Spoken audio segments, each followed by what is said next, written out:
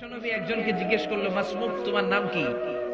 সাহাবী বলল, ইসমি হাসান, ইয়া রাসূলুল্লাহ, আমার নাম হাসান। হাসান মানে হচ্ছে অ্যাংজাইটি, দুশ্চিন্তা। বিশ্বনবী বললেন, অ্যাংজাইটি, দুশ্চিন্তা কি কারো নাম হতে পারে?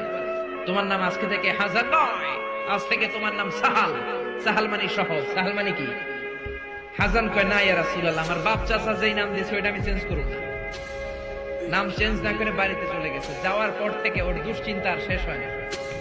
ওর ব্যবসায় দুশ্চিন্তা, ওর ফ্যামিলিতে দুশ্চিন্তা, ওর পেটে ব্যথা, পেট ব্যথা ভালো হয়, মাথা ব্যথা শুরু হয়ে যায়, মাথা ব্যথা ভালো হয়, ডায়রিয়া শুরু হয়ে যায়। একের পর এক দুশ্চিন্তার দাবানল তার উপর ঢেলে দিচ্ছে কে? সবাই বলে, হাসান, ওই যে নবী তোমার নাম চেঞ্জ করছিল, নাম চেঞ্জ করো নাই, এই জন্যই ঝামেলা, যাও নামটা চেঞ্জ করে আনো। এসে বিশ্বনবীর কাছে ক্ষমা চাইল, ইয়া রাসূলুল্লাহ, আমার হাসান নামের দরকার নাই, আপনি সাহাল দিছিলেন ওইটাই ভালো।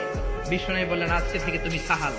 সাহাল বলে, আমি মরার আগের দিন পর্যন্ত এই সাহাল নামকরণ করার কারণে আমার সব কাজগুলোকে আল্লাহ সাহাল অর্থাৎ সহজ করে দিয়েছেন। জোরে করে আল্লাহু আকবার। আরেক মহিলাকে বিশ্বনবী বললেন, মাসমুকি, হোয়াটস ইউর নেম, তোমার নাম কি? মহিলা বলল, আমার নাম হলো আসিয়া, মানে অবাধ্য। অবাধ্য আমার নাম। ফেরাউনের বউয়ের নাম ছিল আসিয়া, হামজা দিয়ে, ওটা আইন দিয়ে নয়। আসিয়া মানে যে অন্যের প্রতি সহানুভূতি দেখায়। আর এই মহিলার নাম ছিল আইন দিয়ে আসিয়া। বিষ্ণু বললেন, তোমার চেহারা এত সুন্দর আর নাম রাখছো বিদ্ঘুটে আসিয়া, আজ থেকে তুমি আসিয়া নও, তুমি যেহেতু সুন্দরী, যাও, তোমার নাম আজকে থেকে জামিলা। জামিলা মানে সুন্দরী। মহিলা সাহাবী গ্রহণ করলেন।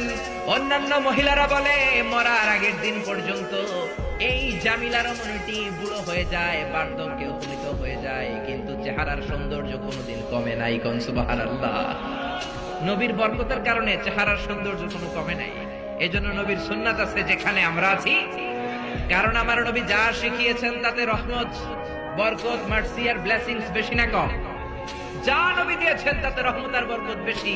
আমার নবী যদি বিনোদন করেন, সে বিনোদনের সওয়াব আছে না নাই?